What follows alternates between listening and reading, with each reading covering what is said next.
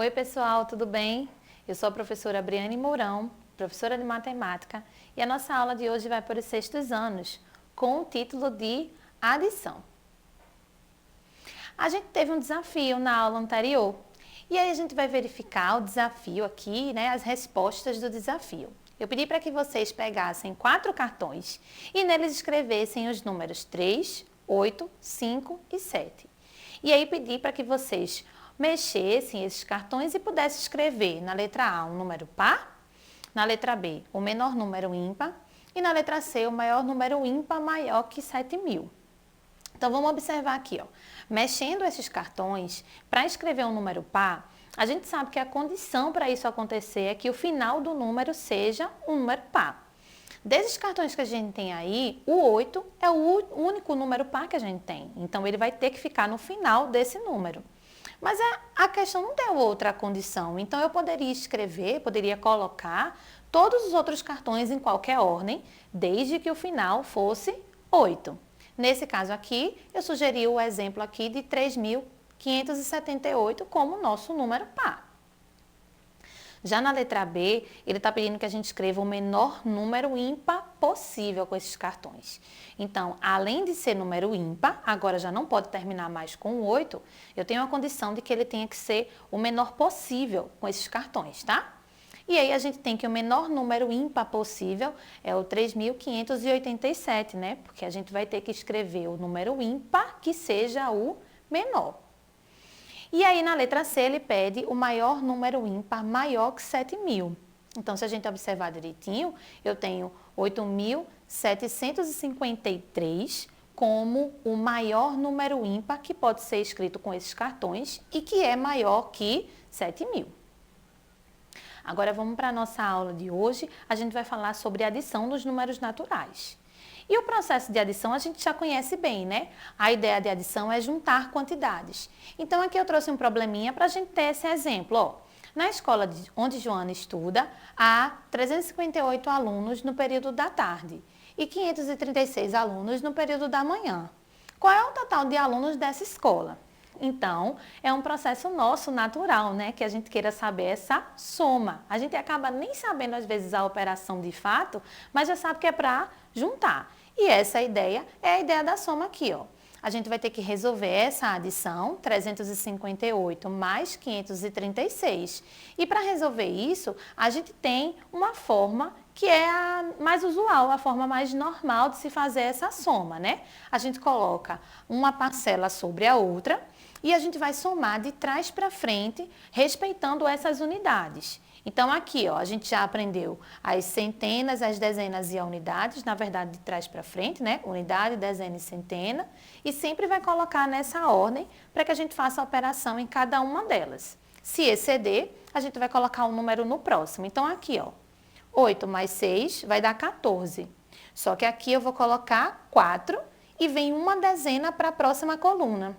Eu tenho 5 mais 1, que vai dar 6, 6 mais 3, que vai dar 9. Aqui não excedeu, não foi maior do que 9, então fica ele mesmo.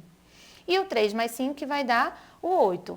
Esse é o nosso processo natural de fazer essa soma. Então, a gente tem que, nesse colégio, tem 894 alunos, certo?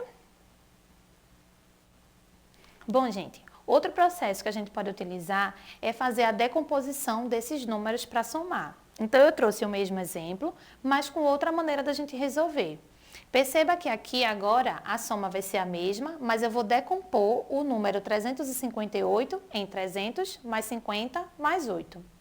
Eu vou decompor também o 536 em 500 mais 30 mais 6. E aí a gente vai fazer a soma de cada uma dessas partes, né? Então, eu tenho o 8 mais 6, que vai dar 14, o 50 mais 30, que vai dar 80, e o 300 mais 500, que vai dar 800. Aqui no 14, a gente tem uma dezena e ela vai vir para o 80. Então, uma dezena mais 8 dezenas dá 90, né? 9 dezenas. Somando todos os valores, a gente tem o mesmo resultado de antes, que é o 894. Se a gente observar aqui, ó, a gente está simplificando esse processo através dessa ramificação aqui. A gente está pegando as unidades, que vai dar 14, as dezenas, que vai dar 80, e as centenas, que vai dar o 800. O mesmo processo de pegar um 10 daqui e colocar aqui, ó, então a gente vai ter 90 mais 4 mais 800, dando o mesmo valor de antes. Então, a ideia de decompor é que a gente consiga perceber que eu posso separar esses valores e ainda assim a resposta vai dar a mesma. Outra ideia de adição é acrescentar um valor a uma quantidade que já existe.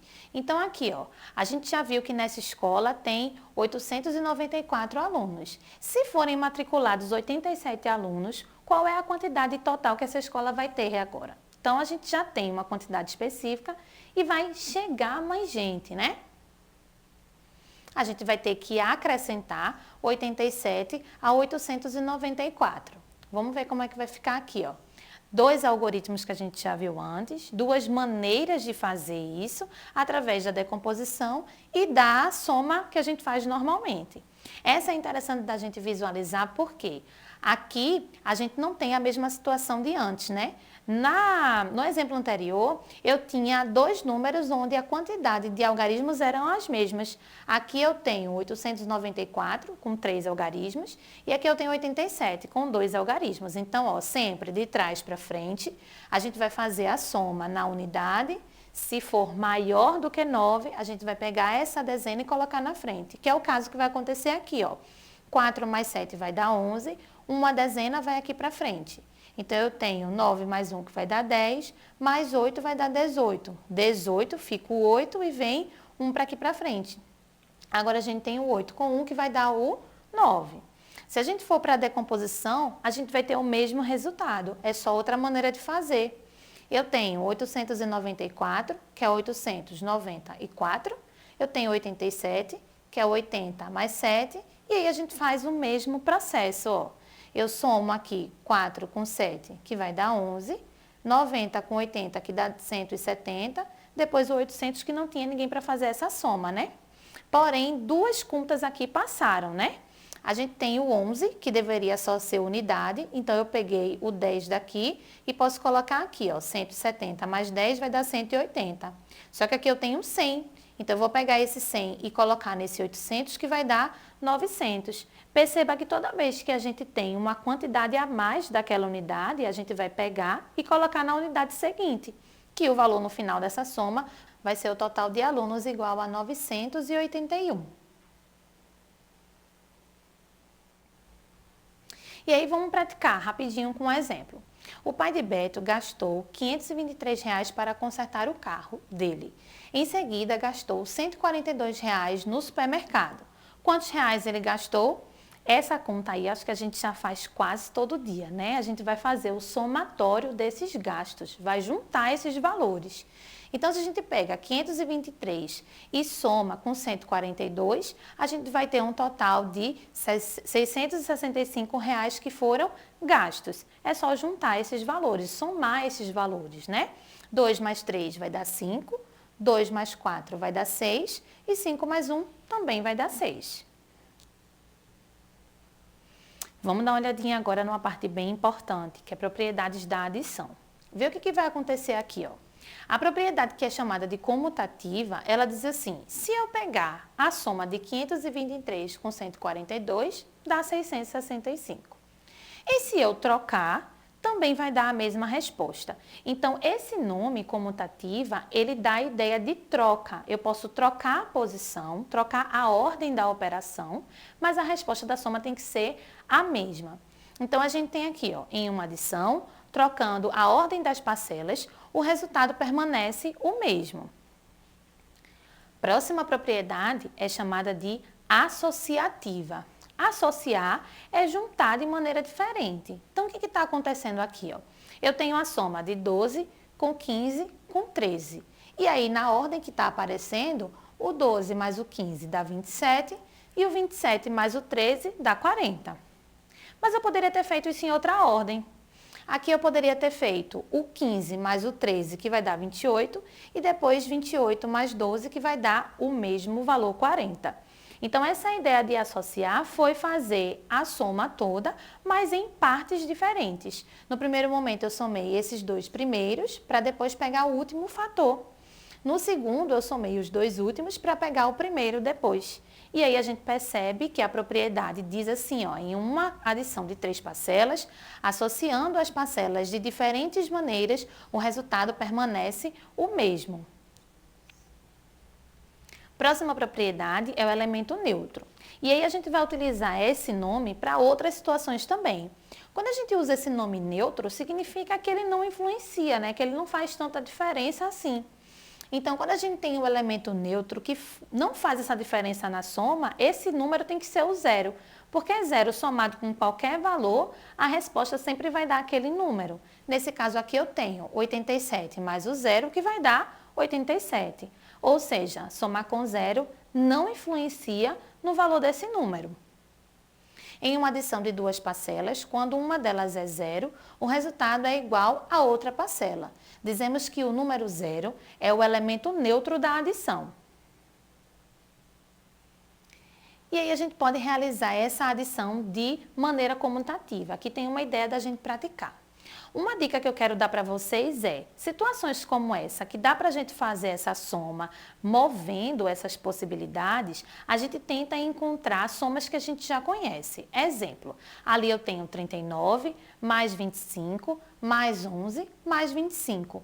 Então, eu já sei que 25 com 25 vai dar 50, né? É uma continha que a gente já está bem acostumado a fazer.